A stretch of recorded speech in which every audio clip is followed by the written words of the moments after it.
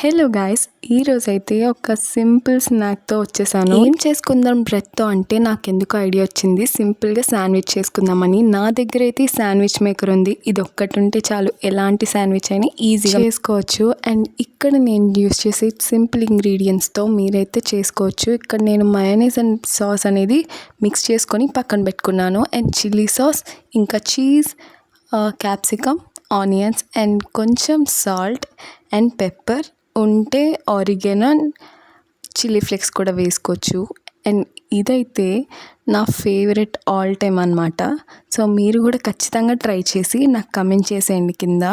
ఇలాంటి శాండ్విచెస్ ఇంకా కొత్తగా కావాలంటే నేను చేసి చూపిస్తాను. ఈ శాండ్విచ్ మేకర్ లేకపోయినా పర్వాలేదు, నాన్ స్టిక్ ప్యాన్ మీదైనా నార్మల్ ప్యాన్ మీదైనా మనం రోస్ట్ చేసుకుంటే లోపల చీజ్ అండ్ వెజ్జెస్ కూడా బాగా కుక్ అవుతాయి. అండ్ ఇక్కడైతే చూసారు కదా, ఇది చాలా ఎమ్మీగా కుక్ అయింది అండ్ లోపల ఫుల్ చీజ్ అనేది మెల్ట్ అయింది. ఇంకా టేస్ట్ సంగతి అయితే నేను చెప్పక్కర్లేదు, నాకైతే నచ్చింది. అండ్ మీకు ఇలాంటి సింపుల్ స్నాక్స్ కావాలంటే నాకు కామెంట్ చేసేయండి. అండ్ నెక్స్ట్ వీడియో కలుద్దాం. Bye guys.